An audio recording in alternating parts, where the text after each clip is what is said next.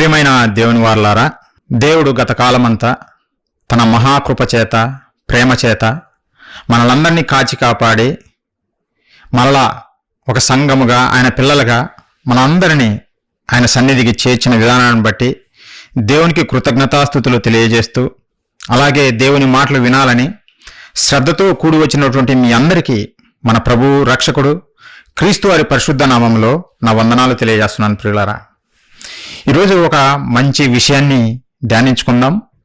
దేవుడు ఉన్నాడు, జాగ్రత్త అనే అంశం గురించి మనందరం కలిసి ధ్యానించుకుందాం. ప్రియులారా, నిద్రపోతున్నటువంటి క్రైస్తవ్యాన్ని, లేదంటే ఈ సమాజాన్ని మళ్లించడం కొరకు, నిద్ర లేపడం కొరకు ఈ టైటిల్ పెట్టాం. ప్రియులారా, సమాజము నిద్రపోతుంది, దేవుడు లేడంటున్నది, ఏ విధంగా దేవుడు ఉన్నాడు అని నిరూపించడం కొరకే ఈ సభ మేము పెట్టాం. ప్రియులారా, కాబట్టి ప్రార్థన చేసుకొని దేవుని మాటల్లోనికి వెళ్దాం. తల ఉంచినట్లయితే ప్రార్థించుకుందాం. ప్రియులారా, మహాపరిశుద్ధుడా, ప్రేమగల మా కన్న తండ్రి, మీ పరిశుద్ధమైన, ఘనమైన, శ్రేష్టమైన, మహోన్నతమైన మీ నామానికి వందనాలు, స్తోత్రాలు తండ్రి. మమ్మల్ని నిత్యము మీ కృపాక్షేమాలతో కాచి కాపాడుతూ మీ మాటలు వినటానికి మాకిచ్చిన ఈ గొప్ప అవకాశాన్ని బట్టి మీకు కృతజ్ఞతలు తండ్రి. ఈ సాయంకాల సమయంలో కొన్ని మాటలు తండ్రి మీ పిల్లలతో పంచుకోవటానికి నేను ప్రయత్నపడుచుండగా, కన తండ్రి సమయోచితమైన జ్ఞానమును నాకు ప్రసాదిస్తారని, వింటున్న మీ పిల్లలు తండ్రి విని, గ్రహించి, ఆలోచించి మీ దగ్గరికి చేరే వారిగా, మీలో స్థిరముగా నిలబడుటకు కృప చూపుతారని కోరుకుంటూ, వాతావరణాన్ని అనుకూలపరిచి మీటింగ్ ఆది నుండి అంతం వరకు నాయన మీ కృప తోడుగా ఉంచి మీకే మహిమకరంగా, మాకు ఆశీర్వాదకరంగా జరిగిస్తారని వేడుకుంటూ తండ్రి, ఈ ప్రార్థన మా ప్రభువును, మా రక్షకుడును, మీ ప్రియకుమారుడు అయిన యేసుక్రీస్తు వారి పుణ్యనామంలో అడిగి వేడుకుంటున్నాము తండ్రి, ఆమెన్. ప్రియులారా, దేవుడు ఉన్నాడు, జాగ్రత్త. ఎందుకు ఈ మాటలు మీకు తెలియజేయాలనుకున్నానంటే, ప్రియులారా, ఈరోజు సమాజంలో చూస్తే దేవుడు లేడు అనే మాటలు ఎక్కువ మనకు వినిపిస్తున్నాయి. ప్రియులారా, ఈరోజు ప్రపంచ జనాభా మనం చూస్తే దాదాపుగా 850 కోట్ల ప్రజలు ఈ ప్రపంచంలో ఉన్నారు. 850 కోట్ల ప్రజలలో ప్రియులారా దేవుని నమ్ముచున్నామనే వారు ఉన్నారు, అలాగే దేవుడు లేడు అని చెప్పేవారు కూడా ఉన్నారు. ప్రియులారా, అయితే ప్రాబ్లం ఎక్కడంటే, దేవుడు ఉన్నామని చెప్పేవారు ఉన్నా, నానాటికి దేవుడు లేడు అని చెప్పేవారి సంఖ్య రోజు రోజుకు పెరుగుతుంది. ప్రియులారా, కారణాలు చాలా ఉన్నాయి. దేవుడు లేడు అని వీరు చెప్పటానికి కారణాలు చాలా ఉన్నాయి. అవన్నీ నేను వివరించలేను, కానీ కొద్ది కాలంలో ఒక విషయం ఈరోజు మీకు తెలియజేస్తాను. దేవుడు ఉన్నాడా లేడా అనే సంగతి మీకు కూడా అర్థమవుతుంది. ప్రియులారా, అయితే ప్రియులారా, చాలా మంది అంటుంటారు, దేవుడు మాకేం చేశాడండి, దేవుడు ఎగిన ఉంటే మా బ్రతుకులు ఇలా ఎందుకుంటాయి అని చాలా మంది చెప్పడం మీరు గమనిస్తూ ఉంటుంటారు. పిల్లరా, మరి కొంతమంది అయితే దేవుడు ఉంటే ఈ యుద్ధాలు ఎందుకండి, ఒకరినొకరు చంపుకుంటున్నారు, ప్రతి ఒక్కరూ దేవుని పేరు చెప్పి చంపుకుంటున్నారే తప్ప ప్రేమ అనేది ఈ మనుషుల మధ్య లేదు, అన్ని గొడవలే, కక్షలే, ఒకరికంటే ఒకరికి పడదు అని కొంతమంది చెబుతూ, దేవుడు లేడు, దేవుడు ఉంటే ఇలా ఉండదు సమాజము అనే విషయాలు ఈ ప్రజలు చెప్పడం మనం వింటుంటాం. ప్రియులారా, మరి కొంతమంది ఏమంటారంటే, దేవుడు ఉంటే మాకు కనపడాలి కదా అని వీళ్ళు ప్రశ్నిస్తున్నారు. దేవుడు ఉంటే మా కళ్ళకు చూపించండి, అప్పుడు మేము నమ్ముతాము అని ప్రజల మధ్యకి, లేదంటే టీవీ మీడియా దగ్గరకు వచ్చి సవాలు చేస్తున్నారు. దేవుడు ఉంటే మా కళ్ళకు చూపించండి, అప్పుడు మేము నమ్ముతామని అంటున్నారు. పిల్లరా, అయితే ఒక్కొక్కటి మీకు వివరిస్తా. దేవుని మాటల్లో నుంచే ఈ మహాజ్ఞానం మీకు తెలియజేస్తా. పిల్లరా, మీరెవరు దేవునిలో నుండి తప్పిపోకూడదు, దేవునిలో స్థిరులుగా ఉండాలనే ఉద్దేశంతో ఈ మీటింగ్స్ చేస్తున్నాం. పిల్లరా, మరొకటిగా శాస్త్రాన్ని నమ్మిన వాళ్ళు, సైన్స్ను నమ్మిన వాళ్ళు ఏమంటున్నారంటే, సైన్స్ దేవుని ఒప్పుకోదండి. ఈరోజు ఎంతగానో అభివృద్ధి చెందుతున్నాయి దేశాలు, గొప్ప గొప్ప ఇన్వెన్షన్స్ మనం చూస్తున్నాం ఈరోజు ప్రపంచంలో. మరి దేవుడు ఎక్కడున్నాడండి, మనిషే సర్వస్వము, మనిషి ఏదైనా చెయ్యగలడు అనే విధంగా వీళ్ళు గొప్పలు చెప్పుకుంటున్నారు. పిల్లారా, నిజంగా ఇవన్నీ వాస్తవాలా అంటే కాదు. పిల్లారా, దేవుడు బైబిల్లో ఒక మంచి మాట రాయించాడు. ఏమని అంటే, దేవుడు కనపడకుండా ఈ సమాజానికి ఒక అడ్డుగోడ పెట్టింది. పిల్లారా, అదే అదృశ్య వినాశిని, వాడే సాతాను అంటాం. బైబిల్లో రాయబడిన మాట ప్రకారం చూస్తే వాడి పేరు సాతాను. లేదా దెయ్యము లేదా అపవాది లేదా మన విరోధి అని బైబిల్లో రాయబడింది పిల్లరా. వాడు ఏం చేస్తున్నాడంటే ఈ సమాజానికి, దేవుని పిల్లలైనటువంటి ఈ సమాజానికి దేవుడు కనపడకుండా అడ్డుగోడలు కడుతున్నాడు పిల్లరా. దేవుడు కనపడటం లేదు ఈ మనిషికి, శాస్త్రం కనపడుతుంది. దేవుడు కనపడటం లేదు ఈ మనిషికి, ప్రాబ్లమ్స్ లేదంటే బాధలు కనపడుతున్నాయి, దేవుడు కనిపించటం లేదు పిల్లరా. ఒకసారి చూడండి, కొరింథీయులకు రాసినటువంటి 2వ పత్రిక, మీ దగ్గర బైబిల్ ఉంటే ఒకసారి ఓపెన్ చేసి చూడండి పిల్లరా. పౌలు గారు ఈ విషయాలు తెలియజేశాడు. అపవాది ఏ విధముగా అడ్డుగోడలు కట్టింది అనేది పౌలు గారు చెప్పాడు పిల్లరా. కొరింథీయులకు రాసినటువంటి 2వ పత్రిక 10వ అధ్యాయము 4-5 వచనాలను నేను చదువుతున్న పిల్లరా. మా యుద్ధోపకరణములు శరీర సంబంధమైనవి కావు గాని, పౌలు గారు అంటుంటారు, మాకు యుద్ధోపకరణములు ఉన్నాయి, యుద్ధం చేసే ఆయుధాలు ఉన్నాయి. అంటే ఈ ప్రపంచం చేసినటువంటి, ఈ ప్రపంచానికి ఉన్నటువంటి ఆయుధాలు వంటివి కావు, బాంబులు కాదు, కత్తులు కాదు, తుపాకులు కాదు, మా దగ్గర ఉండే యుద్ధోపకరణములు. అయితే మేము యుద్ధం చేస్తున్నాము అన్నట్టుగానే పౌలు గారు చెబుతున్నారు పిల్లరా. మా యుద్ధోపకరణములు శరీర సంబంధమైనవి కావు కానీ దేవుని ఎదుట దుర్గములను పడద్రోయజాలినంత బలము కలవై ఉన్నవి. దేవుని ఎదుట దుర్గములను పడద్రోయజాలిన బలము కలిగినవి ఉన్నవి. అంటే దేవుని ఎదుట దుర్గాలు ఉన్నాయంట. దేవుడు కనపడకుండా పెద్ద పెద్ద దుర్గాలు, అంటే గోడలు, అడ్డు గోడలుగా ఉన్నాయంట. వాటిని పడద్రోసే ఆయుధాలు మా దగ్గర ఉన్నాయని పౌలు గారు చెబుతున్నారు. అంటే ఈ మాటలో మనకి ఏమర్థమవుతుంది అని అంటే పిల్లరా, దేవుడు కనపడకుండా ఒక అడ్డుగోడ, ఒక దుర్గంగా, అదే పెద్దదిగా కనపడుతుంది. దేవుడు కనపడటం లేదు ఈ మనిషికి పిల్లరా. సృష్టికర్త అయిన దేవుడు కనపడటం లేదు ఈ మనిషికి. ఎందుకంటే అపవాది కట్టాడు ఒక పెద్ద దుర్గము. అందుకే పౌలు గారు 5వ వచనంలో అంటూ, మేము వితర్కములను దేవుని గూర్చిన జ్ఞానమును అడ్డగించు ప్రతి ఆటంకమును పడద్రోసి. వితండవాదంతో వాదిస్తుంటారు వీళ్ళు, వితండవాదం వీళ్ళది. దేవుడు లేడని ఎప్పుడు వితర్కం.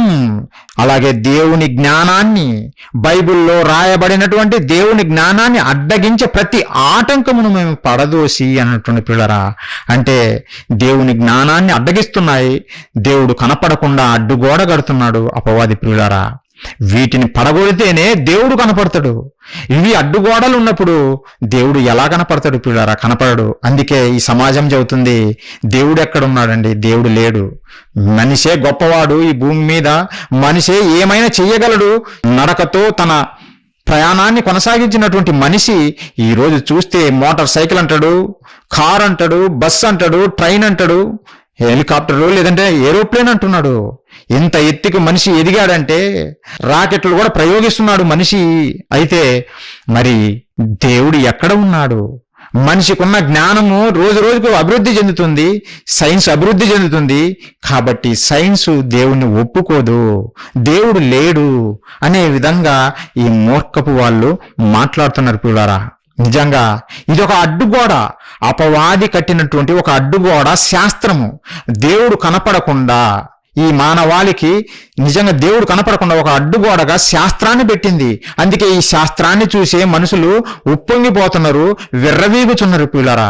ఆ శాస్త్రం అనే అడ్డుగోడనే ఈరోజు పడద్రోయటానికే మీ మధ్యకి వచ్చాం పిల్లరా.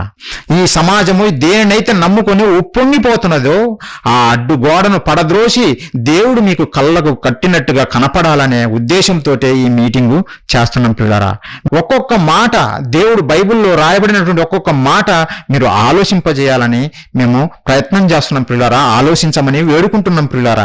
అయితే పిల్లారా, మనిషి విర్రవీగుచున్నాడు కదా, మనిషికి జ్ఞానం ఉంది, మనిషి గొప్పవాడు అని విర్రవీగుచున్నాడు కదా, మరి మనిషికి జ్ఞానం ఇచ్చినది ఎవరు? ఆలోచించండి. ఈ మనిషికి జ్ఞానం ఇచ్చినది ఎవరు? మనిషికి తనకు తానుగా జ్ఞానవంతుడా? కాదు ప్రియులరా, కాదు. నరుని కలుగజేసిన దేవుడే ఈ మనిషికి జ్ఞానాన్ని ఇచ్చాడు. భూజంతులకు ఇవ్వలేదు జ్ఞానాన్ని. ఈ సృష్టిలో దేనికి దేవుడు జ్ఞానం ఇవ్వలేదు. ఒక మనిషికే దేవుడు జ్ఞానాన్ని ఇచ్చాడు. ఎందుకో తెలుసా? ఒకసారి చూడండి, బైబిల్ చూడండి ప్రియులారా. దేవుడు మనిషికే జ్ఞానాన్ని ఎందుకు ఇచ్చాడు అని మనము చూస్తే దేవుడు చెబుతున్నాడు ప్రియులారా. యోబు గ్రంథము 35:11 వచనం ఒకసారి చూడండి ప్రియులారా. 11వ వచనము నేను చదువుతున్నా.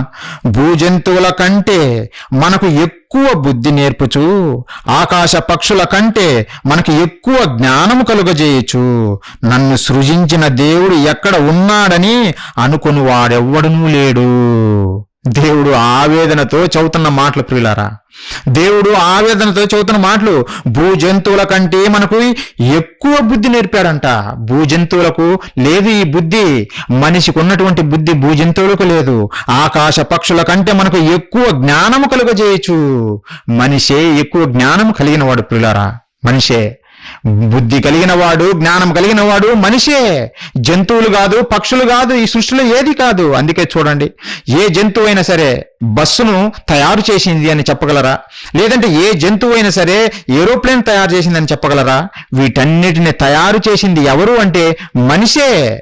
నేను మనిషి తయారు చేశాడని నేను చెబుతాను, కానీ వాడు ఎలా తయారు చేశారు అని అంటే ప్రియులారా, దేవుడు మనిషికి బుద్ధి జ్ఞానం పెట్టాడు.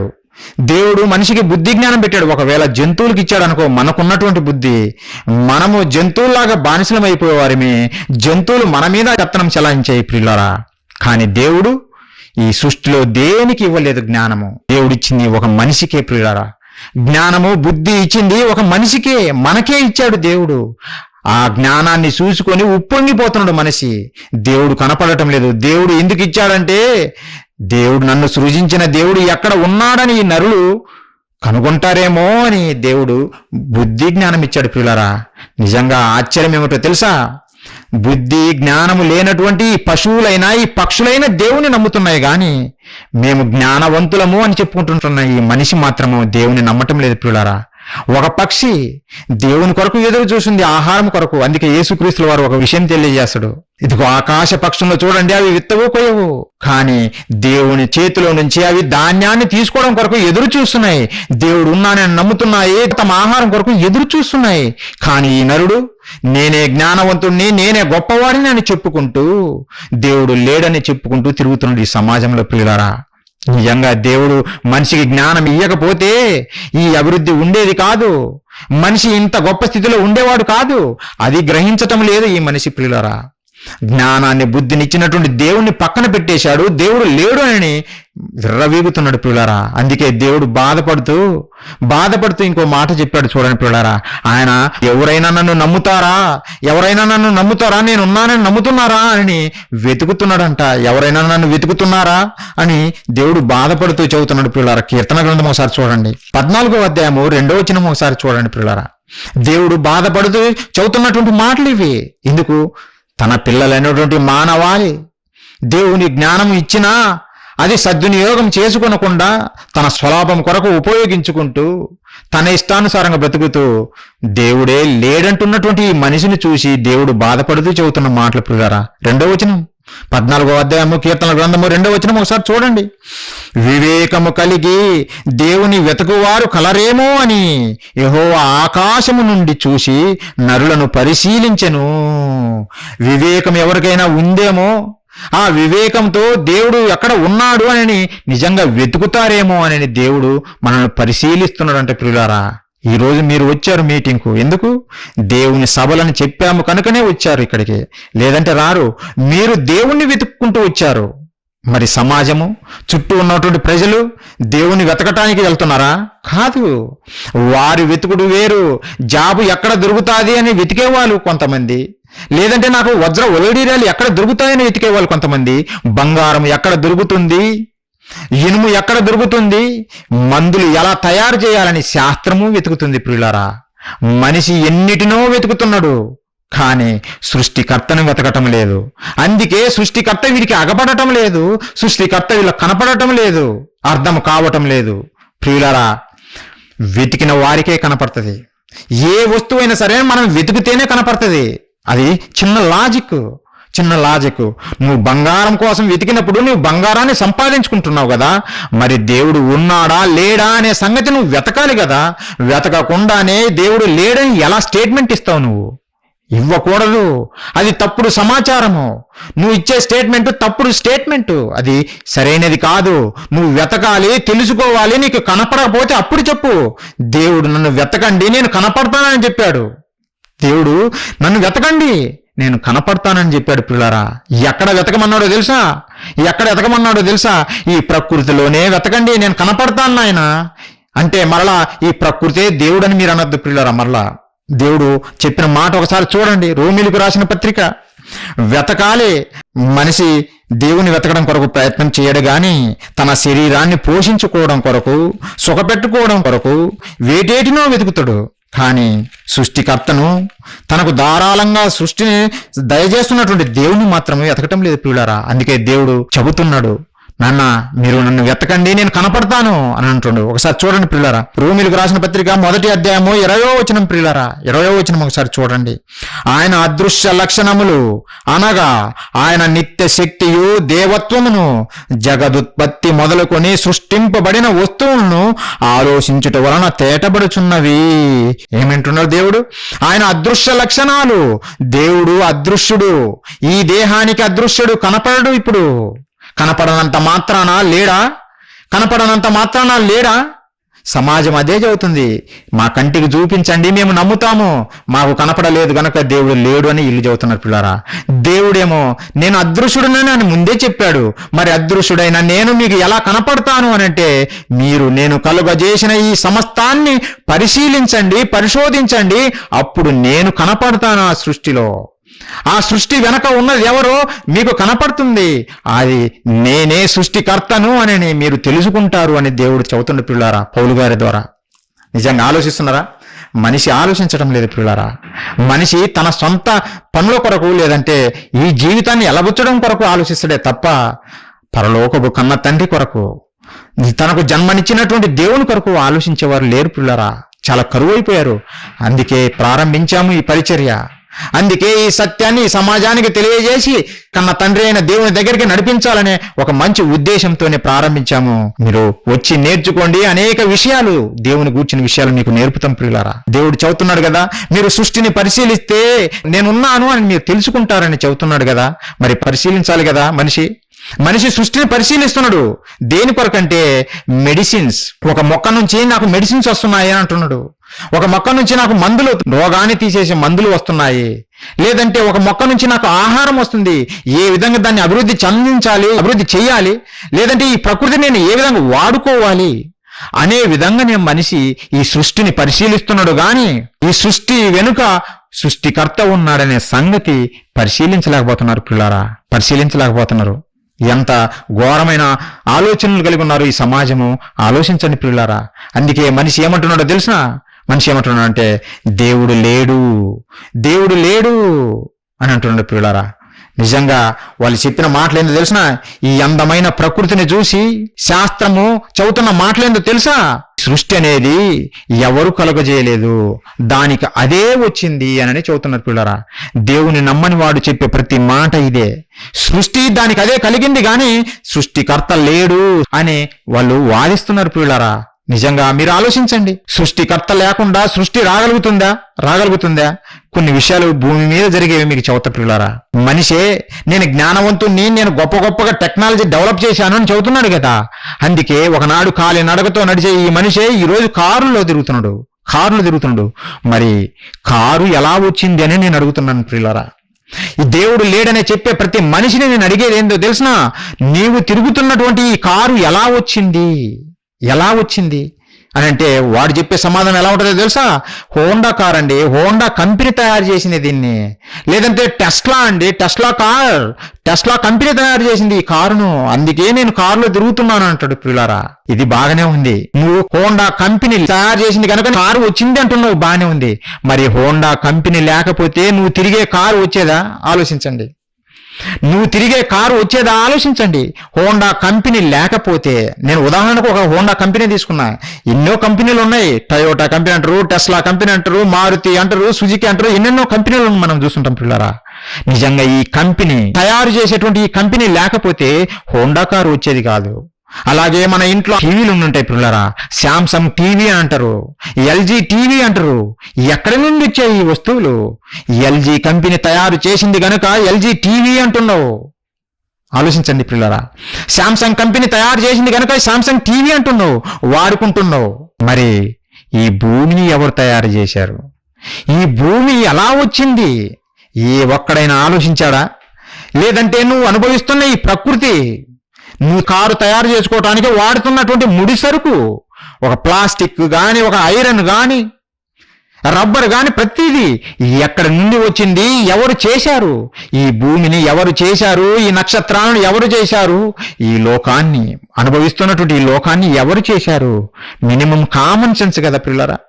మినిమం కామన్ సెన్స్ ఉంటే ఇది ఆలోచించాలి. దేవుడు లేడనేవాడు, దేవుడు ఎవరైతే అంటున్నారో లేడు అని అంటున్నారో వాళ్ళు ఆలోచించాలి.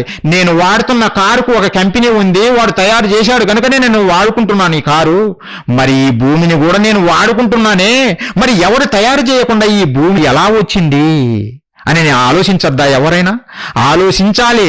నేను తయారు చేశాను అనుకుంటున్నారా ఈ భూమిని? నా తండ్రి చేశాడా? నా తండ్రి తండ్రి చేశాడా?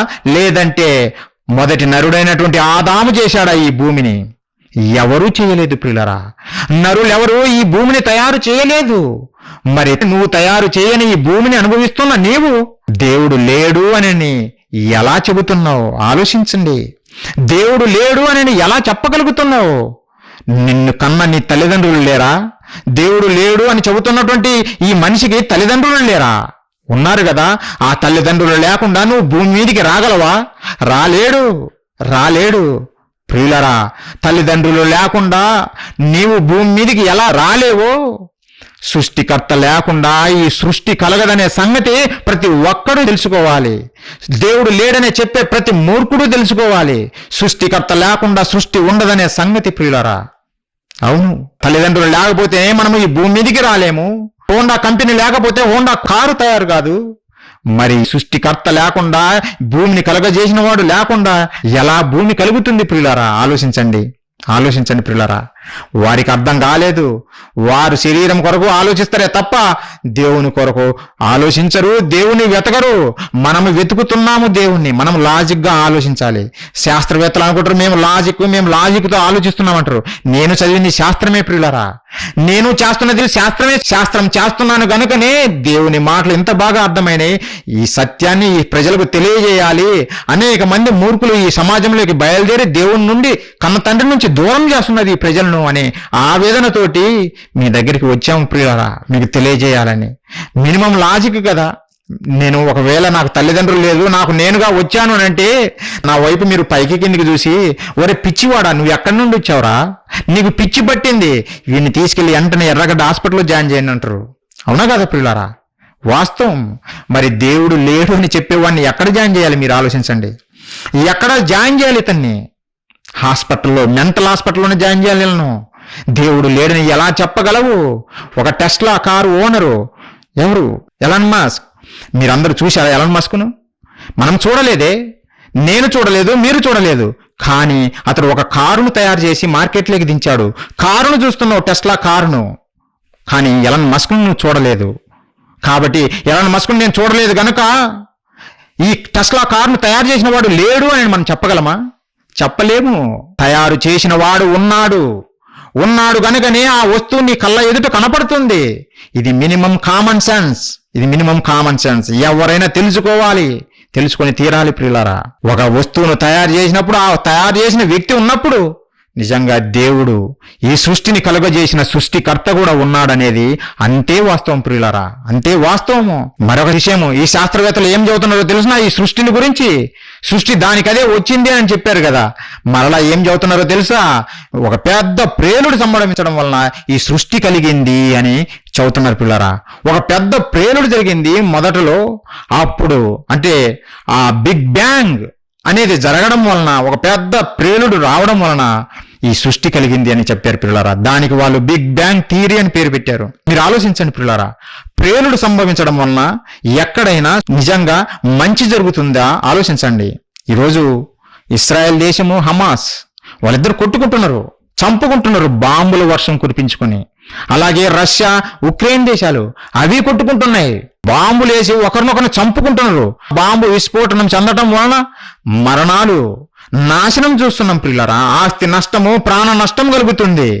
మంచి ఎక్కడ జరుగుతుంది? విస్ఫోటనం జరగడం వల్ల మంచి జరగదు కదా. 1945వ సంవత్సరంలో అమెరికా దేశము జపాన్ దేశం మీద 2 నగరాల మీద, హిరోషిమా, నాగసాకి అనే 2 పట్టణాల మీద 2 అణుబాంబులు వేసింది ప్రియులారా. 2 అణుబాంబులు వేసింది 1945వ సంవత్సరంలో ఆగస్టు నెల 6, 9 తేదీలలో ప్రియులారా. 2 అణుబాంబులు వేస్తే ఆ 2 పట్టణాలు నాశనమయ్యాయి ప్రియులారా. దాదాపు 2,24,000 మంది మరణించారు. ఎంతో ఆస్తి నష్టం కలిగింది వారికి. అంటే ఎందుకు ఈ ఎగ్జాంపుల్ మీకు చెబుతున్నానంటే, ప్రేలుడు సంభవించటం వలన నష్టము జరుగుతుంది కానీ మేలు జరగదు. మరి ఈ శాస్త్రవేత్తలు ఎందుకు ఒక బిగ్ బ్యాంగ్ లేదంటే పెద్ద ప్రేలుడు సంభవించటం వలన ఈ అందమైన ప్రకృతి కలిగింది అని ఎలా చెబుతున్నారు వీళ్ళు? ఆలోచించండి. వీరికి బుద్ధి ఉందా? లేదు ప్రియులారా. అందుకే దేవుడు ఏమన్నాడు తెలుసా? వీడిని గురించి ఒకసారి ఆ మాట చదివి ముందుకెళ్దాం. దేవుడు చెబుతున్నాడు, ఇలా నిజంగా అర్థం పర్థం లేకుండా మాట్లాడుతున్నటువంటి వీడిని గురించి దేవుడు పలికిన మాట ఒకసారి చూడండి. అన్నిటికీ లాజిక్ చూసాడు. దేవుని దగ్గరికి వస్తే లాజిక్ ఉండదు, ఏముండదు. మరలా ఏదో మేము లాజిక్తో మేము ప్రశ్నలు అడిగామన్నట్టుగా ఫీల్ అవుతారు పిల్లరా. ఒకసారి చూడండి. అందుకే దేవుడు వీలాంటి వారిని చూసి ఆయన చెప్పిన మాటలు, కీర్తనల గ్రంథము 14వ అధ్యాయం 1వ వచనము, దేవుడు లేడని బుద్ధిహీనులు తమ హృదయంలో అనుకుందురు. నిజంగా ఇది బుద్ధిహీనమైన ఆలోచన కదా పిల్లారా. ప్రేలుడు సంభవించడం వలన ఈ అందమైన ప్రకృతి వచ్చింది అని చెప్పడము బుద్ధిహీనమైన ఆలోచన కాదు? ఆలోచించండి. నువ్వు తయారు చేసుకున్న ఒక వస్తువే ఆటం బాంబు వేస్తేనే, న్యూక్లియర్ బాంబు వేస్తేనే సర్వనాశనం అవుతున్నప్పుడు, నీ కళ్ళ ముందు జరుగుతున్నప్పుడు కనీసం ఆలోచించాలి కదా. ప్రేలుడు జరిగితే, ఈ స్ఫోటనం జరిగితే మంచి జరగదు, కీడు జరుగుతుందనే సంగతి మనిషి ఆలోచించాలి కదా. దాన్ని బట్టైనా ఆలోచించాలి కదా. ఇది ప్రేలుడు సంభవిస్తే జరిగినది కాదు. ఇది ఎంత అందమైన ప్రకృతి ఆలోచించండి ప్రియులారా. మనం అనుభవిస్తున్నటువంటి ఈ అందమైన ప్రకృతి ఎంత గొప్పది ఆలోచించండి. ప్రతి ఒక్కరూ పిక్నిక్ వెళ్తున్నామో లేదంటే టూర్కి వెళ్తున్నామని చెబుతుంటారు. దేనికి? ఈ అందమైన ప్రకృతిని ఆస్వాదించడానికి. దేవుడు కలుగజేసిన అందమైన సృష్టి ప్రియులారా. ఇదంతా సృష్టికర్త కలుగజేసిన అందమైన సృష్టి ఇది. నిజంగా ఎంత ఆహ్లాదకరంగా ఉంటుంది ఈ ప్రకృతి, ఎంతగా మనకు సేవ చేస్తుంది ఈ ప్రకృతి. ఆలోచించండి. ఒకవేళ ప్రేలుడు జరిగితే ఈ అందమైన ప్రకృతి మనకు ఉండేదా? ఉండదు ప్రియులారా, ఉండదు. కానీ వీరు మాత్రము దేవుడు లేడు అని చెప్పడం కొరకు బుద్ధిహీనంగా ఆలోచిస్తున్నారు ప్రియులారా. దేవుడే ఈ సృష్టికి ఏమైనా సర్టిఫికెట్ ఇచ్చాడో తెలుసునా? ఈ సృష్టిని కలుగజేసిన తర్వాత ఆయన ఏమని చెప్పాడో తెలుసునా? వీళ్ళు చెప్పినట్టుగా స్ఫోటనం జరగడం బట్టి ఈ సృష్టి వచ్చిందని కాకుండా ఒక మంచి మాట పలుకుతున్నాడు ప్రియులారా. దేవుడు ఇచ్చినటువంటి సర్టిఫికేట్ ఈ సృష్టిని గురించి ఒకసారి చూడండి ప్రియులారా. ఆదికాండము 1వ అధ్యాయం ప్రియులారా 31వ వచనము, 6 దినాలలో సృష్టిని కలుగజేసి ఆ సృష్టిని చూసి దేవుడిచ్చినటువంటి సర్టిఫికేట్ ఎవరైనా కాదనగలరా? ఒకసారి చూడండి. దేవుడు తాను చేసినది యావత్తును చూచినప్పుడు అది చాలా మంచిదిగా ఉండెను. దేవుడు తాను చేసినటువంటి యావత్తును, ఈ ప్రతి సృష్టిని కలుగజేసినప్పుడు అది చాలా మంచిదిగా ఉన్నదంట. చాలా మంచిదిగా ఉంది. ఎవరైనా పేర్లు పెట్టగలరా ఈ సృష్టి గురించి? ఎవ్వరూ పేరు పెట్టలేరు పిల్లారా. అందమైన ప్రకృతి, చల్లటి గాలి అని అంటాం మనము. ఈ సమ్మర్లో చల్లటి గాలి చాలా ఆహ్లాదకరంగా ఉంది అని అంటాము. నీ కంటికి కనపడకపోయినా నిన్ను ఆహ్లాదపరిచే ఒక గాలిని నీకు పంపిస్తున్నాడే, నిన్ను సంతోష పెట్టాలని. నీ రుచులు తెలుసుకొని ఎన్నో రుచులు ఈ ప్రకృతిలో పెట్టాడే. అలాగే నీ కన్నులకు ఎంతో అందమైన ఈ ప్రకృతిని కలుగజేశాడే. అలాగే నీ చెవులకు వినసొంపైనటువంటి స్వరాలను కలుగజేశాడు. నీ ముక్కుకు సువాసనలు కలుగజేశాడు. ఎన్నెన్నో దేవుడు ఈ ప్రకృతిలో పెట్టాడు పిల్లారా. వాటినన్నిటిని మనిషిని అనుభవిస్తున్నాడు. కానీ సృష్టికర్త లేడు అని ఈ బుద్ధిహీనులు చెబుతున్నారు పిల్లారా. అందుకే దేవుడు వారిని బుద్ధిహీనులు అనేది ఊరుగా అనలేదు. అన్నిటి దగ్గర లాజిక్ ఉపయోగిస్తారు. కానీ దేవుని దగ్గరకు వస్తే లాజిక్ ఉండదు, ఏముండదు. దేవుడు లేడు అంతే, మేము చెప్పిందే కరెక్టు అన్న విధంగా మేమే జ్ఞానులము అన్నట్టుగా విర్రవీగుతున్నారు పిల్లారా. నిజంగా ప్రేలుడు సంభవించటం వలన సృష్టి కలగలేదు. మరి ఎలా కలిగింది ఈ సృష్టి అని అంటే దేవుడే చెప్పాడు. చూడండి పిల్లరా, హెబ్రీయులకు రాసిన పత్రిక 11వ అధ్యాయము 3వ వచనము, ప్రపంచములు దేవుని వాక్యము వలన నిర్మాణమైనవనియు. ప్రపంచములు, జంతు ప్రపంచము, పక్షి ప్రపంచము, ఎన్ని ప్రపంచాలు. వృక్ష ప్రపంచం అంటాము. కొంచెం చదువుకున్న వారికి బాగా అర్థమవుతుంది. వాళ్ళు చదువుకునేటప్పుడు ఇదే నేర్పుతారు. ఏమనంటే జంతువులన్నిటిని కలిపి జంతు ప్రపంచం అని అన్నారు. అలాగే వృక్షాలన్నిటిని కలిపి వృక్ష ప్రపంచం అంటే ఎన్నో రకాలు, ఎన్నో జాతులు ఉన్నాయి కదా. ఎన్నో రకాలు, ఎన్నో జాతులు మనం అన్ని చూడలేదు కానీ కొన్నిటిని మనం అనుభవించాము. ఎన్నో ఉన్నాయి ప్రియులారా. 84 లక్షల జాతుల జీవరాశులు ఈ భూమి మీద ఇప్పటికి మనిషి కనుగొన్నాడు. ఇంకా ఎన్నెన్నో ఉన్నాయి, కనుగొననివి ఎన్నో ఉన్నాయి ప్రియులారా. మరి ఈ ప్రపంచాలను కలుగజేసింది ఎవరు? దేవుని వాక్యము వలన ప్రపంచములు కలిగినవి. అంటే దేవుని మాట వలన ప్రపంచాలు కలిగినవి. దేవుడు వెలుగు కమ్మని పలకగా, దేవుడు మాట్లాడాడు, వెలుగు వచ్చింది. దేవుడు మాట్లాడాడు, ఈ భూమి వచ్చింది. దేవుడు మాట్లాడాడు, జంతువులు వచ్చాయి, వృక్షాలు వచ్చాయి. మనం అనుభవిస్తున్న ప్రతి సృష్టి కలిగింది ప్రియులారా దేవుని మాట వలన. దేవుని వాక్యం అంటే దేవుని మాట వలన సృష్టి కలిగింది ప్రియులారా. మరి దేవుని మాట వలన ఎలా కలిగింది అని మనం ఆలోచిస్తే ప్రియులారా, ప్రతి జాతిని ఆయన కలుగజేశాడు. ప్రతి జాతిని కలుగజేశాడు. ఈ శాస్త్రము కొంత నిజం చెబుతుంది, కొంత అబద్ధం చెబుతుంది. చివరికి ఏం చెబుతారంటే దేవుడు లేడని చెబుతారు. వీళ్ళు శబ్దము అని పేరు పెట్టారు. ఒక బిగ్ బ్యాంగ్ అని ఒక పెద్ద శబ్దము రావటం వల్ల సృష్టి కలిగింది అంటున్నారు. వాళ్ళు పొరబడుతున్నది ఆ శబ్దం ఏదో తెలుసా? దేవుని మాట. దేవుడు మాట్లాడినప్పుడు వచ్చినటువంటి ఆ శబ్దానికి ఈ సృష్టి కలిగింది. వారికి అర్థం కాలేదు. వారేమనుకున్నారంటే ఒక పెద్ద పేరుడు అని అన్నారు, అబద్ధాన్ని ప్రకటించారు. కానీ దేవుడు క్లియర్ గా నా మాట వలన కలిగింది ఈ సృష్టి అని దేవుడు చెబుతున్నాడు. మాట వలన శబ్దమే వస్తుంది ప్రియులారా, శబ్దమే వస్తుంది. ఉదాహరణకు బైబిల్లో రాయించాడు ఒక మాట చూద్దాం. ఒకరోజు యేసుక్రీస్తుల వారు ఇక సిలువకు ఎక్కబోయే ముందు తన తండ్రి అయిన దేవునికి ప్రార్థిస్తున్నాడు. తండ్రి, నేను భూమి మీద నేను మహిమపరిచాను, నన్ను మహిమపరచము తండ్రి అని అంటే అప్పుడు దేవుడు ఒక మాట ఆకాశంలో నుండి ఉత్తరమిస్తాడు ప్రియులారా. ఒకసారి చూడండి ఆ మాట, యోహాను సువార్త 12వ అధ్యాయం ప్రియులారా 28వ వచనం ఒకసారి చూడండి. తండ్రి, ప్రభువు వారు పలుకుతున్నారు, తండ్రి నీ నామము మహిమపరచమని చెప్పెను, అంతటా నేను దానిని మహిమపరిచితిని, మరలా మహిమపరుతును అని ఒక శబ్దము ఆకాశం నుండి వచ్చెను. నేను మహిమపరుస్తానని ఒక శబ్దము ఆకాశం నుండి వచ్చింది, తండ్రి దగ్గర నుంచి వచ్చింది. అప్పుడు కాబట్టి అక్కడ నిలుచుండి వినిన జనసమూహము ఉరిమెను అనిరి. యేసుక్రీస్తుల వారికి ఏమో ఎలా వినపడినదంటే నేను మహిమపరుస్తాను అన్నట్టుగా ప్రభువు వారికి వినపడింది. కానీ చుట్టూ ఉన్న వారికి మాత్రము ఉరిమిన సౌండ్ వినపడిందంట, ఉరిమినట్టుగా వినపడినదంట. అంటే వారికి అర్థం కాలేదు దేవుడు ఏం పలికాడనేది వారికి అర్థం కాలేదు. కానీ ఒక శబ్దం అనేది వచ్చింది అనే సంగతి వాళ్ళు గ్రహించారు ప్రియులారా.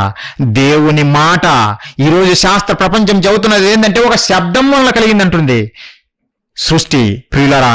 ఆ శబ్దం ఏదో కాదు, దేవుని మాటను ఆ రోజు చూసి వాళ్ళు ఉరిమెను అన్నారు. ఈరోజు అందుకే చూడండి, ఉరుములు వస్తున్నప్పుడు మనం భయపడి పారిపోతాము. వాన వచ్చే ముందు ఉరుములు మెరుపులతో వస్తున్నప్పుడు ఆ మెరుపులకు లేదంటే ఆ ఉరుములకు భయపడిపోతాం మనం ప్రియులారా. ఎంత పెద్దగా ఉంటుంది ఆ శబ్దం మనకు తెలుసు. ఆ ఉరుమును కలుగజేసింది ఎవరు? సృష్టికర్త కదా, మనకు వర్షాన్ని ఇవ్వడం కొరకు. మరి ఆయన స్వరం ఎంత గంభీరంగా ఉంటుందో ఆలోచించండి. ఇక ఆయనే మాట్లాడితే ఎంత గంభీరంగా ఉంటుందో ఆలోచించండి. ఆయన కలుగజేసిన ఒక ఉరుమికే నువ్వు భయపడి ఇంట్లో దాక్కుంటే మరి దేవుడు మాట్లాడితే నువ్వు నిలబడగలవా? దేవుడు కలుగజేసిన ప్రకృతిలోని ఒక ఉరుముకే నువ్వు భయపడి మూలన దాక్కుంటే దేవుడే మాట్లాడితే నువ్వు తట్టుకొనగలవా? ఈ శరీరంతో తట్టుకోలేవు. ఆ రోజు అందుకే వాళ్ళు ఉరుము అన్నారు ఆ చుట్టూ ఉన్న సమాజం ప్రియులారా. శాస్త్రానికి అర్థం కాక ఇది పెద్ద ప్రేరుడు అని శాస్త్రం చెబుతుంది, బిగ్ బ్యాంగ్ అని చెబుతుంది. వారు దేవుణ్ణి నమ్మరు కనుకనే ఒక పదం పెట్టుకొని వాళ్ళు అబద్ధాలు ప్రకటిస్తున్నారు ప్రియులారా. మనకు సత్యవేద గ్రంథమైన బైబిల్ మన చేతిలో పెట్టాడు, వాస్తవాన్ని మనకు తెలియజేస్తున్నాడు. అది నమ్మి మన తండ్రి చెంతకు మనం చేరాలని ప్రియులారా. ఆ బిగ్ బ్యాంగ్, ఆ సౌండ్, ఆ శబ్దము, ఆ గొప్ప శబ్దం ఏదో కాదు, దేవుని మాట. అందుకే ఆది కాండము 1వ అధ్యాయం అంతా చూస్తే దేవుడు పలకగా కలిగెను, దేవుని మాట వలన ఈ ప్రకృతి అంత కలిగింది ప్రియులారా. దేవుని మాట వలనే. శాస్త్రం ఈ రోజు ఒప్పుకోవటం లేదు, ఒక రోజు ఒప్పుకొని తీరాల్సిందే, ఒక రోజు ఒప్పుకుంటారు కూడా ప్రియులారా. బైబిల్ ఎంత గొప్ప జ్ఞాన గ్రంథమో ఆలోచించండి. ఎంత గొప్ప మహాజ్ఞాన గ్రంథము దేవుడు మీ చేతుల్లో పెట్టాడో ఆలోచించండి. ఏ రోజైనా చదువుతున్నారా? చదవండి ప్రియులారా. దేవుడు మహాజ్ఞానం మీకు ప్రసాదిస్తాడు. దేవుడు మహాజ్ఞానము, ఈ శాస్త్రానికి అందని విషయాలు మీకు తెలియజేస్తాడు. మీరు చదవండి, మీరు చదివి నేర్చుకోండి. ఎంత గొప్ప మహాజ్ఞాన గ్రంథమో బైబిల్ ఆలోచించండి. శాస్త్రానికి తెలియదు, వాళ్ళు పొరపడుతున్నారు. దేవుడు లేడని ప్రకటిస్తున్నారు, అబద్ధాన్ని ప్రకటిస్తున్నారు. దేవుడు ప్రశ్నలు అడుగుతున్నాడు. సృష్టిని చూడండి నాయనా, నేను ఉన్నానని అవి తెలుపుతున్నాయి, మీరు ఆలోచించండి. సృష్టి ప్రకృతి తెలుపుతుంది అని చెబుతున్నాడు పిల్లరా. అయితే ఈ సందర్భంలో పిల్లరా మీకు ఒక విషయము తెలియజేస్తా. ఏంటంటే దేవుడు మనల్ని సృష్టిని పరిశీలించమన్నాడు కదా. పరిశోధించమన్నాడు కదా, ప్రకృతిని ఆలోచించమన్నాడు కదా. అయితే ఆ ప్రకృతిలోని ఒక విషయం గురించి మనం ఆలోచిద్దాం ప్రియులారా. అది ఆలోచిస్తే మనకు క్లియర్గా అర్థమవుతుంది దేవుడు ఉన్నాడా లేడా. దేవుడే అడుగుతున్నాడు ఆ ప్రశ్న. దేవుడే అడుగుతున్నటువంటి ఆ ప్రశ్న ఒకసారి బైబిల్లో నుంచి చూద్దాం ప్రియులారా. యెషయా గ్రంథము 40వ అధ్యాయము 26వ వచనం ప్రియులారా, ఒకసారి చదువుదాం. దేవుడు ప్రశ్న వేస్తున్నాడు ఈ మానవాళికి. దేవుడు లేడన్న వారికి, లేదంటే నమ్ముతున్న మనకు కూడా ప్రశ్న వేస్తున్నాడు దేవుడు. ఒకసారి ఆలోచించండి ప్రియులారా. దేవుడే చెప్పాడు కదా, ఆలోచించండి నేను కనపడతానని. మరి ఆలోచింపజేసే ప్రశ్ననే దేవుడు వేశాడు ప్రియులారా. ఒకసారి చదువుదాం ఆ మాట. 40వ అధ్యాయము యెషయా గ్రంథము 26వ వచనం ప్రియులారా. మీ కన్నులు పైకెత్తి చూడుడి, వీటిని ఎవడు సృజించెను. మీ కన్నులు ఒకసారి ఆకాశం వైపు ఎత్తి చూడండి, వీటిని ఎవడు సృజించెను. వీటి లెక్క చొప్పున వీటి సమూహములను బయలుదేరజేసి వీటినన్నిటినీ పేర్లు పెట్టి పిలుచువాడే కదా. దేవుడు చదువుతున్నాడు. దేవుడే ఆన్సర్ కూడా చదువుతున్నాడు. ప్రశ్న వేశాడు, ఆన్సర్ కూడా చదువుతున్నాడు పిల్లారా. మనకు తెలియదు కదా, మనం తెలుసుకోలేమని దేవుడు ఎంత ప్రేమమేడు ఆలోచించండి. మీ కన్నులు పైకెత్తి చూడండి. చూశారా ఎప్పుడైనా పిల్లారా? ఎప్పుడైనా మీరు కన్నులు పైకెత్తి చూశారా? చూడండి. ఒకవేళ ఇప్పటి వరకు మీరు చూడకపోతే ఒకసారి చూడండి. ఆకాశంలో నీలి మబ్బులలో మెలమెల మెరుస్తూ ఎంతో ఆహ్లాదకరంగా, ఎంతో అందంగా ఎన్నో నక్షత్రాలు మనకు కనపడుతుంటాయి పిల్లలారా. ఎన్నో నక్షత్రాలు, కోట్ల నక్షత్రాలు. అందుకే చదువుతున్నాడు, వాటి లెక్క చొప్పున నేను బయలుదేరి చేశాను. మనిషికి తెలుసా లెక్క? శాస్త్రవేత్తలము మమ్మల్ని మించిన వాడు లేడు అని చెబుతున్నారు కదా, వీరికి తెలుసునా మరి ఈ నక్షత్రాల యొక్క సంఖ్య? ఎవరికి తెలియదు. మనిషి అన్న వాడికి ఎవరికి సంఖ్య, నక్షత్రాల సంఖ్య ఎవరికి తెలియదు ప్రియులారా. ఒకరోజు దేవుడు అబ్రహాము గారిని పిలిచాడు. నిన్ను ఆశీర్వదిస్తాను, ఎలా ఆశీర్వదించబోతున్నాను అని చెప్పి దేవుడు అబ్రహాము గారికి ఒక ప్రశ్న వేశాడు. ఒకసారి చూడండి ప్రియులారా, ఒకసారి చూడండి ఆ ప్రశ్న. ఏదైనా దేవుడు చెబితేనే మనిషి తెలుసుకోవాలి కానీ మనిషిగా తెలుసుకోలేడు. దేవుడు అడుగుతున్న ప్రశ్న అబ్రహాము గారిని ఆ రోజు ప్రశ్నించాడు. ఏమని? ఒకసారి ఆదికాండము 15వ అధ్యాయం చూడండి ప్రియులారా. 5వ వచనము. మరియు ఆయన వెలుపలికి అతనిని తీసుకుని వచ్చి అబ్రహాము గారిని బయటికి తీసుకుని వచ్చి గుడారంలో నుంచి, అప్పుడు నీవు ఆకాశము వైపు తేరి చూచి నక్షత్రమును లెక్కించుటకు నీ చేతనైతే లెక్కించుమని చెప్పాను. అబ్రహాముతో దేవుడు చెబుతున్నాడు, అబ్రహాము నీ చేతనైతే ఆకాశమందున్నటువంటి ఈ నక్షత్రాన్ని లెక్కించి నాకు లెక్క చెప్పు నాయనా ఆయన దేవుడు ఆ రోజు అబ్రహాము గారిని ఆశీర్వదించి ఆ క్రమంలో చదువుతుండో తెలియజేస్తాడు. నీ సంతానం ఎలా ఉండబోతుందో అని తెలియజేయడం కొరకు ఒక ప్రశ్న వేశాడు. ప్రకృతిలో ఆయన చేసిన సృష్టిని చూపించి ప్రియులారా, ఆకాశ నక్షత్రాల సంఖ్య ఏ మనిషికి తెలియదు ప్రియులారా, ఏ మనిషికి తెలియదు. అందుకే దేవుడు యెషయా గ్రంథంలో చదువుతున్నాడు, ఒకసారి మీ కన్నులు పైకెత్తి చూడండి, వీటిని ఎవడు కలుగజేసెను. నువ్వు కలుగజేశావా? లేదు. నువ్వు బస్సు తయారు చేసుకోగలవు, లేదంటే టీవీ తయారు చేయగలవు. ఆకాశ నక్షత్రాలు ఏ నరుడు తయారు చేయలేడు. కనీసం తయారు చేసిన వాటిని లెక్కించటానికి కూడా తన జీవితకాలం సరిపోదు ప్రియులారా. మనిషి లెక్కించలేడు, దేవుడే లెక్కించాడు. లెక్కించడమే కాదు, వాటికి పేర్లు పెట్టి పిలుస్తున్నాడంట. వాటికి పేర్లు పెట్టి నేను పిలుస్తున్నాను. యెషయా గ్రంథంలో అదే అంటున్నాడు. 26వ వచనము, మీ కన్నులు పైకెత్తి చూడుడి, వీటిని ఎవడు సృజించనని వీటి లెక్క చొప్పున వీటి సమూహములు బయలుదేరజేసి వీటన్నిటికీ పేర్లు పెట్టి పిలుచువాడే కదా. నేనే కదా, సృష్టికర్తనే కదా వీటిని కలుగజేసింది, వాటికి పేర్లు పెట్టింది నేనే కదా, వాటికి సంఖ్యను నియమించింది కూడా నేనే కదా అని దేవుడు తెలియజేస్తున్నాడు ప్రవక్త ద్వారా. ప్రియులారా, మనిషి బైబిల్ చదివైనా తెలుసుకోవాలి. శాస్త్రవేత్తలైనా నిజంగా బైబిల్ చదివి సత్యాన్ని తెలుసుకోవాలి. ఆ సృష్టికర్త దగ్గరికి రావాలి. నువ్వు కలగజేయని సృష్టిని ప్రతి నిత్యం అనుభవిస్తూ సృష్టికర్త లేడనడము అది వెర్రితనము, బుద్ధిహీనత. సృష్టికర్త ఉన్నాడు, అది నువ్వు తెలుసుకోవాలి. ఈ ఆకాశ నక్షత్రాల గురించి ఆలోచించమన్నాడు కదా, ఆ ఒక నక్షత్రం గురించి మీకు తెలియజేయాలనుకుంటున్నాం పిల్లరా. ఆ నక్షత్రమే సూర్యుడు. ప్రతి నిత్యము మనం చూస్తున్నాము. ఆకాశంలో నక్షత్రాలను చూడమన్నాడు కదా, ఆ నక్షత్రాలు ఒక నక్షత్రము మనం ప్రతి నిత్యము అనుభవిస్తున్నటువంటి ఆ సూర్యుని గురించి కొన్ని విషయాలు మీకు తెలియజేస్తా పిల్లారా. మనం భూమి మీద నివసిస్తున్నాము. మనం నివసిస్తున్న ఈ భూమి సూర్యుని చుట్టూ తిరుగుతుంది. సూర్యుని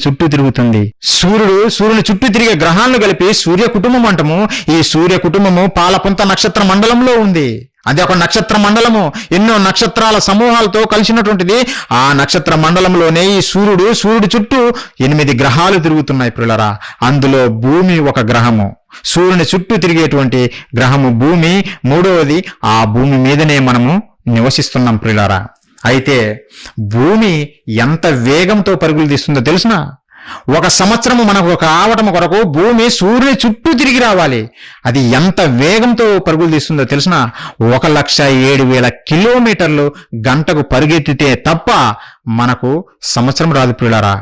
365 రోజుల్లో సంవత్సరం కంప్లీట్ కావాలంటే భూమి ఏం చేయాలంటే గంటకు 1,07,000 కిలోమీటర్ల వేగంతో పరుగులు తీయాలి ప్రియులారా. ఒకవేళ వేగంలో తేడా వచ్చిందా మనకు సంవత్సరం లేట్ అయిపోతుంది. టైం 365 రోజుల్లో రాదు. ఒకవేళ దానికన్నా అతివేగంతో తిరిగిన సంవత్సరం అనేది ముందే వస్తుంది. అలా కాకుండా పర్ఫెక్ట్ గా దేవుడు నిశ్చయించిన ప్రకారముగా 365 రోజులు తిరిగి వస్తున్నదంటే ఎంత పర్ఫెక్ట్ గా ఎలా జరుగుతుంది మనందరికీ తెలుసు. డిసెంబరు 31 తారీఖున ఆ రోజు కల్లా మనం అందరం ప్రిపేర్ అవుతుంటాం. న్యూ ఇయర్ రాబోతుంది, పాత సంవత్సరానికి బాయ్ చెబుదాము, కొత్త సంవత్సరానికి వెల్కమ్ చెబుదామని కేకు రెడీ చేసుకుని ఉంటాము. అంత పర్ఫెక్ట్ గా నువ్వు ఎలా వెయిట్ చేయగలుగుతున్నావు? నువ్వు బస్సు కోసం వెళ్తే బస్సు లేట్ అవుతుంది. 10 గంటలకు బస్సు అని అంటే 9:30 నుంచి వెయిట్ చేస్తావు. 10 అవుతుంది, 11 అవుతుంది, 12 అవుతుంది, ఒక్కోసారి క్యాన్సిల్ కూడా అవుతుంది. మరి సంవత్సరం ఏ రోజైనా క్యాన్సిల్ అయినట్టు కానీ, సంవత్సరంలో రోజులు పెరిగిపోయానే కానీ, ఆ సంవత్సరంలో రోజులు తగ్గాయని కానీ ఏ రోజైనా మనం విన్నామా? ఆలోచించండి. లేదంటే శాస్త్రమును నమ్ముతున్నటువంటి శాస్త్రవేత్తనే చెప్పాలి మనకు ఈ సంవత్సరము లేట్ అయింది అని ఎవరైనా చెప్పగలడా? చెప్పలేడు. అందుకే అంత పర్ఫెక్ట్ గా డిసెంబర్ నెల 31వ తారీఖున నైటు 11 గంటలకు 59 నిమిషాలకు 59 సెకండ్ల వరకు ఎదురు చూసి ఆ 1 సెకండ్ రాగానే వెంటనే హ్యాపీ న్యూ ఇయర్ అని కేకు కట్ చేస్తున్నావు. 1 సెకండ్ కూడా తప్పిపోకుండా అంత పర్ఫెక్ట్ గా ఎలా భూమి తిరుగుతుంది సూర్యుని చుట్టూ ఆలోచించండి. ఎలా తిరుగుతుంది? నువ్వు తయారు చేసుకున్నాను అంటున్నటువంటి కారే, లేదంటే నువ్వు తయారు చేసుకున్నటువంటి ఒక ట్రైను, ఒక ఫ్లైటు, ఒక బస్సు లేట్ అవుతున్నాయి, ఏవి టయానికి రావు. మరి భూమి ఇంత పర్ఫెక్ట్ గా ఎలా తిరగగలుగుతుంది అని ఏ రోజైనా ఎవరైనా ఆలోచిస్తున్నారా పిల్లరా? ఆలోచించటం లేదు. భూమిని ఎలా అనుభవించాలని ఆలోచిస్తున్నారే తప్ప ఆ భూమిని నడిపిస్తున్నటువంటి సృష్టికర్త ఎవరు అనేది ఎవరు ఆలోచించటం లేదు పిల్లరా. అందుకే బుద్ధిహీనులుగా మారిపోతున్నారు. అందుకే బుద్ధిహీనులుగా మారి దేవుడు లేడు అని చెబుతున్నారు పిల్లరా. దేవుడు లేడని చెబుతున్నాడు. ఇంత పర్ఫెక్ట్ గా తిరుగుతున్నది ఎందుకు? దాన్ని తిప్పేవాడు ఉన్నాడు గనుకనే. బస్సుకేమో డ్రైవర్ ఉన్నాడంటావు, ఫ్లైట్ నడిపేవాడిని పైలట్ అంటావు, ఓడ నడిపేవాడిని కెప్టెన్ అంటావు. మరి ఈ భూమిని నడిపేవారు లేరంటారా? ఉన్నారు పిల్లరా. ఒక కారు నడపడానికి డ్రైవర్ అవసరము. మరి ఈ సృష్టిని నడిపేవాడు లేడా? ఆయనే సృష్టికర్త, కలగజేసిన వాడే నడుపుతున్నాడు పిల్లరా.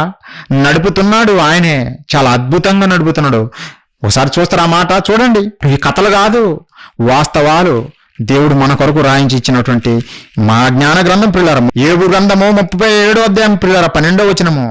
ఎవరు నడుపుతున్నారు ఈ భూమిని? ఎవరు నడుపుతున్నారు ఈ ప్రకృతిని అంటే దేవుడు చెబుతున్నాడు ఇక్కడ.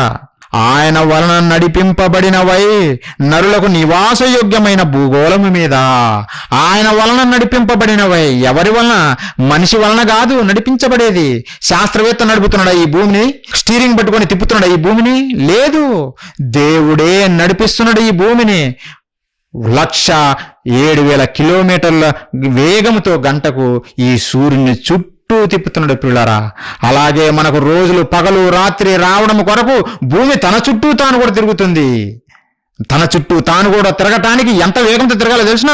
దాదాపుగా 1670 కిలోమీటర్ల వేగంతో గంటకు తిరిగితే అప్పుడు మనకు రాత్రి పగలు అనేది వస్తుంటది పిల్లరా. ఒకవేళ ఈ వేగంలో కూడా చేంజ్ వచ్చినా మనకు పగలు మారుతుంది టైము, రాత్రి టైం కూడా మారిపోతుంది పిల్లరా. అలా జరగకుండా ఉదయాన్నే మనకు సూర్యుడు కనిపిస్తున్నాడు, సాయంత్రం అవ్వగానే మనకు సూర్య అస్తమయం కనిపిస్తుంది. ఎలా సాధ్యమవుతున్నాయి ఇవన్నీ? దేవుడు చెప్పాడు, నేనే నడిపిస్తున్నాను నాయన, భూమిని నడిపిస్తున్నది నేనే, ఈ సృష్టిని నడిపిస్తున్నది నేనే అని దేవుడు తెలియజేస్తున్న పిల్లరా. శాస్త్ర ప్రపంచము ఒకప్పుడు క్రీస్తుకు పూర్వం 4వ శతాబ్దంలో ఏమన్నదో తెలుసా? వాళ్ళు ఏమన్నారంటే నక్షత్రాలు కదలవు. ఆర్యభట్ట అనే శాస్త్రవేత్త ఏమి చెప్పాడంటే నక్షత్రాలు కదలవండి అని చెప్పాడు పిల్లరా. తర్వాత క్రీస్తు శకం 15వ శతాబ్దంలోకి వచ్చేసరికి ఈ శాస్త్రవేత్తలు ఏమన్నారో తెలిసిన? హెడ్మండ్ అండ్ హేలీ అనే శాస్త్రవేత్తలు నక్షత్రాలు కదులుతాయి అని అన్నాడు. నక్షత్రాలు కదులుతాయని శాస్త్రము ఇప్పుడిప్పుడు చెబుతుంది పిల్లరా. మరి శాస్త్రం చెప్పక ముందే, క్రీస్తుకు పూర్వం దాదాపుగా 1400 సంవత్సరాల క్రితమే ఈ శాస్త్రం అనేది పుట్టక ముందే దేవుడు తెలియజేసిన మాట చూస్తారా?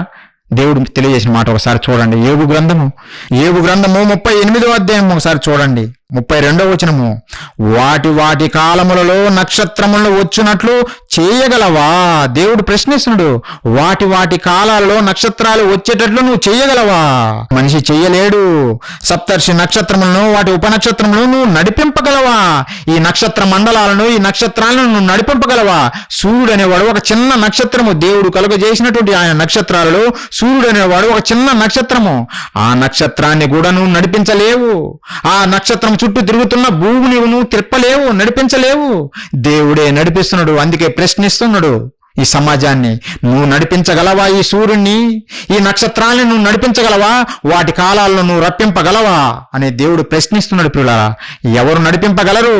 నువ్వు చేసుకున్న వాహనాన్ని నువ్వు నడిపించగలవేమో గాని ఈ ప్రకృతిని మనిషి నడిపించలేడు. ఎవ్వరి వలన కాదు. దేవుడు లేడనే వాడు ఇది తెలుసుకోవాలి. నెక్స్ట్ ఎవరైనా మీతో అంటే ఇదే చెప్పండి, నువ్వు నడిపించు నాయన, ఈ ప్రకృతిని నడిపించు, ఈ సూర్యుని నడిపేది నువ్వా లేదంటే మీ డాడా? ఎవరు నడుపుతున్నారు? ఎవరు నడపకుండా ఈ ఇంత అందమైన ప్రకృతిని నువ్వు అనుభవిస్తున్నావే, మనుషులను ఎవరు నడిపించకుండా?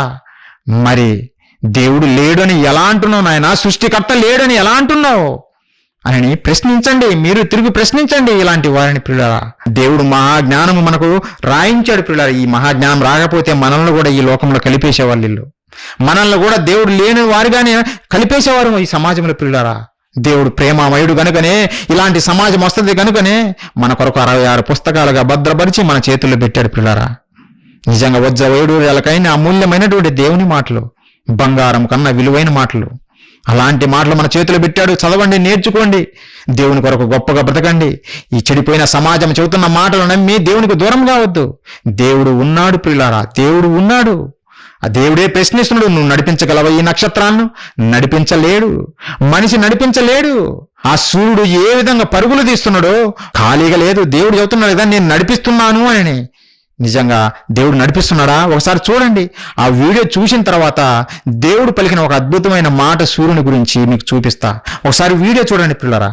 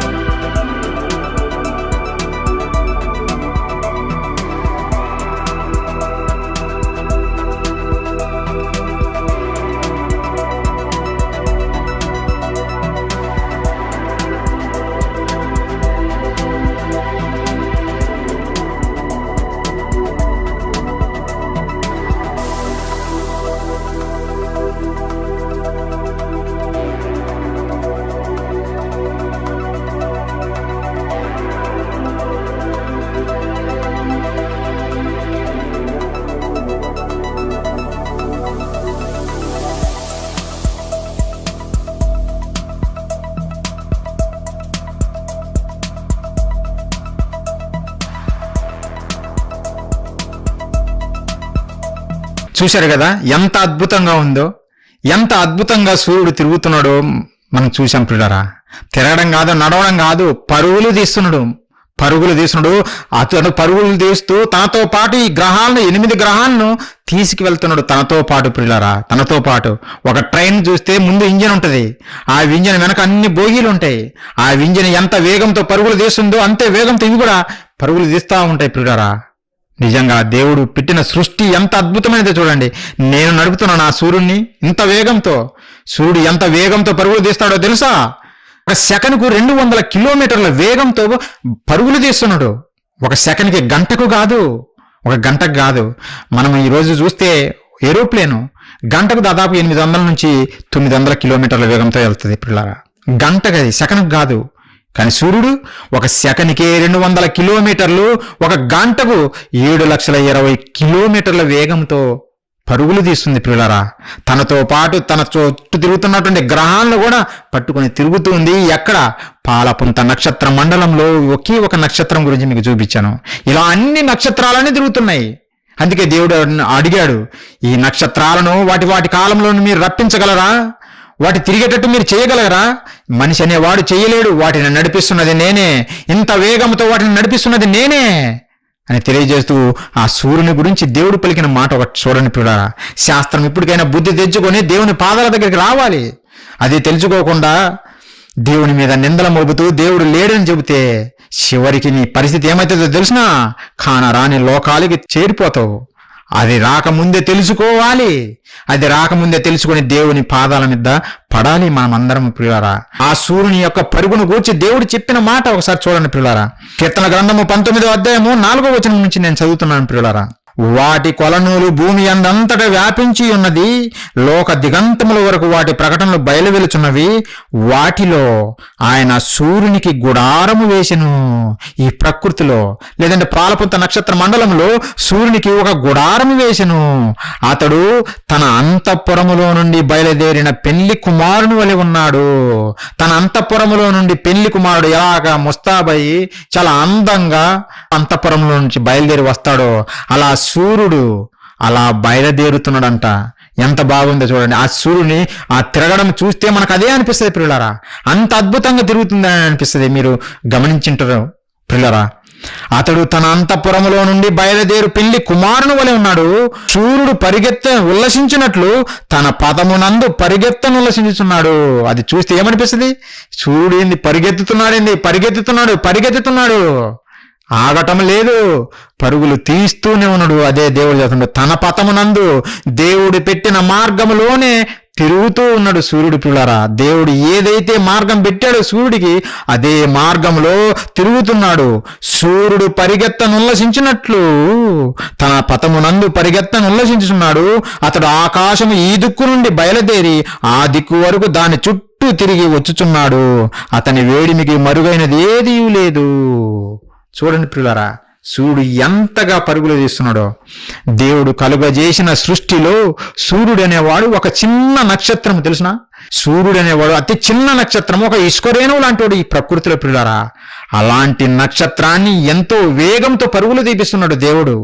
దేవుడే నడుపుతున్నాడు. ఎందుకు? మనకు మేలు చేయాలని, తన పిల్లలమైన మనకు మేలు చేయాలని దేవుడు ఈ ప్రకృతిని తిప్పుతున్నాడు పిల్లరా. మేలు అనుభవిస్తున్నటువంటి ఈ మనిషి సృష్టికర్త లేనడము అది మూర్ఖత్వం పిల్లరా. ఎప్పుడు మనం అలా ఉండకూడదు. పిల్లారా. ఇంత వేగంతో తిరుగుతుంది కదా, ఏ రోజైనా మీరు శబ్దం గమనించారా? అయ్యో సూర్యుడు బాగా వేగంతో తిరుగుతుంటే ఇంత శబ్దం వస్తుంది ఏంది అని ఏ రోజైనా మనం ఫీల్ అయ్యామా? లేదంటే భూమి ఇంత వేగంతో పరుగులు తీస్తున్నాడు, మనకి ఈ శబ్దం ఏంది, ఈ శబ్దంతో మనకు నిద్ర పట్టడం లేదు అని ఎవరైనా చెప్పగలరా? భూమి శబ్దం వల్ల నాకు నిద్ర పట్టలేదని. మనిషి తయారు చేసుకున్న వాహనాల వల్ల నాకు నిద్ర పట్టలేదని మనిషి చెప్పగలడు, కానీ దేవుడు చేసిన సృష్టి వలన నిద్ర పట్టలేదని ఎవ్వడు చెప్పలేడు పిల్లారా. ఆహ్లాదకరమైన వాతావరణం పెట్టాడు. ఎందుకు? ఈ ప్రకృతి ఒడిలో మనల్ని పరుండబెట్టాలని, ఈ ప్రకృతిని మనం అనుభవించాలని.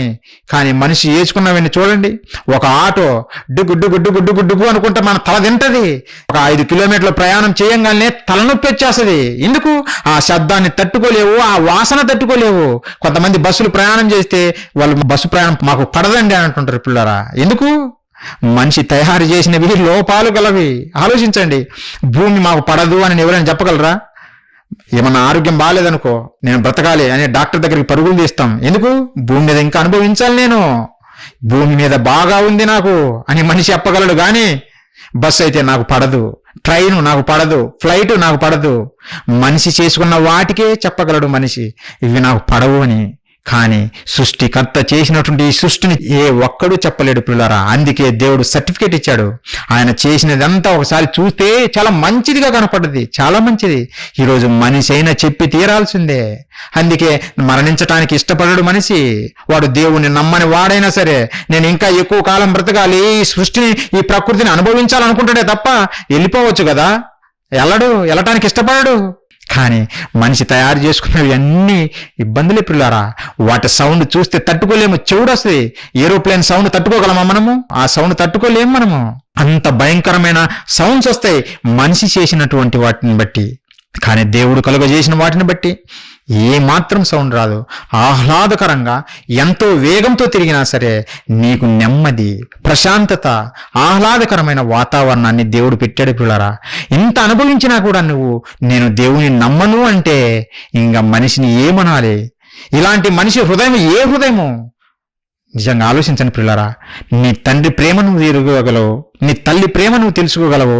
ఎలా? వాడు చూపినటువంటి ప్రేమను నువ్వు ఆలోచించటాన్ని బట్టి. ఒక భార్య తాను చేసినటువంటి చాకిరి, భర్తకు చేసినటువంటి చాకిరిని బట్టి నా భార్య నన్ను ఎంతగానో ప్రేమిస్తుందని భర్త చెబుతాడు.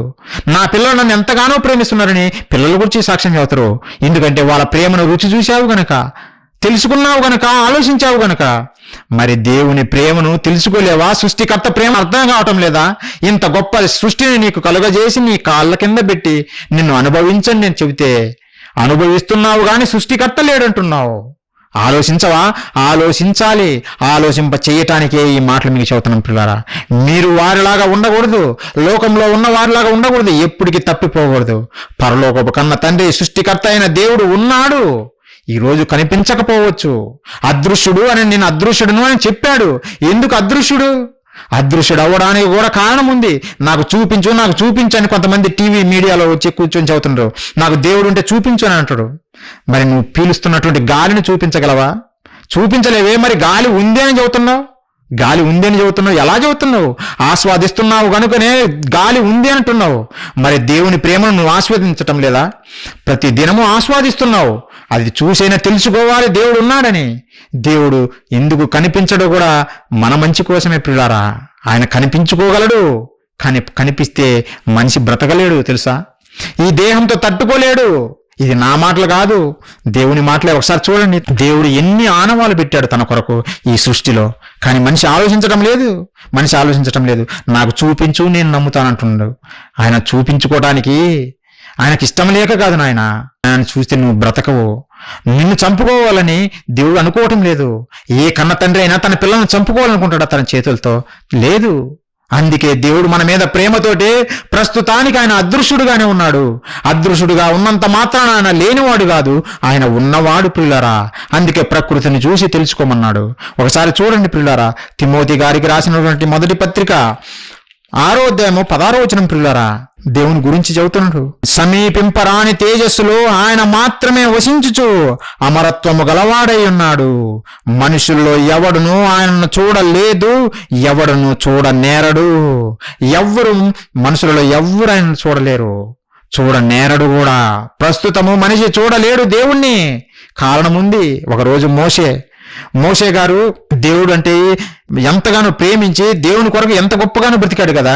దేవుని ఆశ్చర్య కార్యాలు చూసి మురిసిపోయి, తండ్రి మీ ప్రేమ ఎంత గొప్పది, మేము నిజంగా చెడిపోయిన వారిమైనా మా మీద ప్రేమ చూపి మేము తిరుగుబాటు చేసిన మీ ఆశ్చర్య కార్యాలు మా మధ్య జరిగించారే. ఇలాంటి గొప్ప తండ్రి అయిన దేవా, మిమ్మల్ని నేను చూడాలనుంది. ఒక్కసారి మీ ముఖం చూపించండి తండ్రి. ఒకసారి మిమ్మల్ని నేను దర్శించుకోవాలనుకుంటున్నాను, ఒకసారి చూపించండి తండ్రి అని మోషే గారు దేవుణ్ణి అడిగితే దేవుడు పలికిన మాట చూడండి పిల్లారా. దేవుడు ఎందుకు కనపడటం లేదు మనిషికి? అక్కడ చదువుతున్నాడు, మోషే గారితో చదువుతున్నాడు ఆ రోజు పిల్లారా. ఆ రోజు మోషే గారికి చెప్పిన మాటలే మనకు చదువుతున్నాడు పిల్లారా. నిర్గమకాండము 33వ అధ్యాయము 20వ వచనం పిల్లారా. 20వ వచనం ఒకసారి చూడండి. మరియు ఆయన దేవుడు అంటుండు, నీవు నా ముఖమును చూడజాలవు, ఏ నరుడును నన్ను చూచి బ్రతకడనెను, ఏ నరుడు నన్ను చూచి బ్రతకడనెను. అందుకే నేను అదృశ్యుడిగా ఉన్నాను నాయన. నిన్ను చూస్తే మీరు తట్టుకోలేరు, ఈ శరీరం తట్టుకోలేదు. ఒకరోజు చూస్తారు, ఆ రోజు రాబోతుంది. అప్పటి వరకు మీరు నమ్మాలి. నేను కనపడనంత మాత్రాన మీరు లేరు అని మీరు అనుకోవద్దు. నాన్న ప్రకృతిని చూడండి, చూసి ఆలోచించి నా దగ్గరికి రండి అంటుండే పిల్లరా. ఉదాహరణకు సూర్యుడు అతి చిన్న నక్షత్రం అని, ఆ చిన్న నక్షత్రాన్నే మనం చూడగలమా మన కళ్ళతో? ఎప్పుడైనా చూడటానికి ప్రయత్నం చేశారా? చూడండి, కళ్ళు పోతాయి పిల్లారా. అలా మనం సూర్యుడిని చూస్తే మన కళ్ళు పోతాయి, చూడలేము. దేవుడు కలుగజేసిన సృష్టిలో, కలుగజేసిన నక్షత్రాల్లో సూర్యుడు అనేవాడు అతి చిన్నవాడు, ఇసుక రేణువు లాంటి వాడు ఆయన చేసినటువంటి నక్షత్రాలన్నిటిలలో. అలాంటి చిన్ని నక్షత్రాన్నే ఈ మనిషి దేహంలో ఉన్నటువంటి ఈ కన్ను చూడలేకపోతుంది. మరి ఇంత గొప్ప మహా విశ్వాన్ని, లేదంటే ఇన్ని గొప్ప గొప్ప నక్షత్రాలను, ఎన్నో కోట్ల నక్షత్రాలను, ఎన్నో శక్తులను కలగజేసినటువంటి ఆ మహాశక్తి అయినటువంటి సృష్టికర్తను ఎలా చూడగలము, చూసి ఎలా బ్రతకగలము? ఆలోచించండి పిల్లరా, ఎలా బ్రతకగలము? ఒక కరెంటు మనిషి తయారు చేసుకున్నాడే. ప్రకృతిలో దేవుడు పెట్టిన శక్తి నుంచే మనిషి ఇంకో రూపంలోకి మార్చుకున్నాడు కరెంటును అలా పట్టుకుంటే శవమై తేలుతాం పిల్లరా. ఎందుకు? శక్తి అది. ఆ శక్తిని ఈ దేహం తట్టుకోలేదు కనుకనే మరణమైపోతాం. మరి ఈ శక్తిని కలుగజేసిన మహాశక్తి ఆయనే సృష్టికర్త, ఆయనే దేవుడు, ఆయనే మన పరలోకపు కన్న తండ్రి. మరి ఆయనను చూసి ఎలా తట్టుకోగలవు చెప్పు? దేవుడు లేడు, నేను చూస్తేనే నమ్ముతాను అన్నవాడు వీటికి సమాధానం చెప్పాలి. ఈ ప్రకృతిలో ఉన్న ఈ చిన్న నక్షత్రాన్ని నువ్వు చూడలేనప్పుడు ఆ నక్షత్రాన్ని కలుగజేసిన సృష్టికర్తను నువ్వు ఎలా చూడగలవు? చూడలేవు. అందుకే దేవుడు అదృశ్యుడిగా ఉన్నాడు. ఆయన లక్షణాలు ఈ ప్రకృతిలో పెట్టి ఆయన దగ్గరికి రావాలని ఎదురు చూస్తున్నాడు పిల్లరా. అంతే తప్ప ఆయన ఏదో మనకు దూరం అవ్వాలని కాదు. ఆయన ప్రేమ, తండ్రి ప్రేమ మనకు తెలుసు. తల్లి తండ్రి ఏమనుకుంటారు? ఎప్పుడు నా పిల్లలు నాతోనే ఉండాలి, నా పిల్లలతోనే నేను ఉండాలి, వారు ఎక్కడికి పోకూడదు అన్నట్టుగానే ఉంటాం తల్లిదండ్రులుగా పిల్లరా. పరలోకపు కన్న తండ్రి మనసు అదే. నా పిల్లలు నాతోనే ఉండాలి, నా దగ్గరే ఉండాలని కోరుకునే కన్న తండ్రి మన దేవుడు పిల్లరా. అలాంటి దేవుడు మనల్ని విడిచిపెట్టి వదిలేస్తాడా? లేదు. కొంతకాలమే ఈ 60-70 సంవత్సరాల కాలంలోనే నీకు అదృశ్యుడిగా కనబడుతున్నాడు. అంతే, అదృశ్యుడిగా ఉన్నాడు. ఒకరోజు చూస్తావు పిల్లరా. ఈ ప్రకృతిని చూసైనా నువ్వు నమ్మాలి. నువ్వు కలుగజేసినటువంటి ఒక వస్తువుకు సృష్టికర్త ఉంటే, ఈ ప్రకృతిని కలుగజేసిన సృష్టికర్త ఉన్నాడనే సంగతి నువ్వు నమ్మాలి. నమ్మకపోతే నీ పరిస్థితి ఏంటిదో తెలుసా? చివరిగా ఈ మాట చదివి ముగించుకున్నాం పిల్లరా. ఒకసారి చూడండి, హెబ్రీయులకు రాసిన పత్రిక. ఇంత చూపినా, ఇంత ప్రకృతిలో ఇన్ని ఆనవాళ్ళు పెట్టినా నేను నమ్మను అని నువ్వు అంటే దేవుడు పలుకుతున్న మాట ఒకసారి చూడండి. దేవుడు చెప్పిన మాట హెబ్రీయులకు రాసిన పత్రిక పిల్లరా 10వ అధ్యాయము 31వ వచనం చూడండి పిల్లరా. జీవము గల దేవుని చేతిలో పడుట భయంకరము, జీవము గల దేవుని చేతిలో పడుట భయంకరము. ఎవడు తప్పించలేడు, దేవుని చేతిలో నుంచి ఎవరు తప్పించలేరు.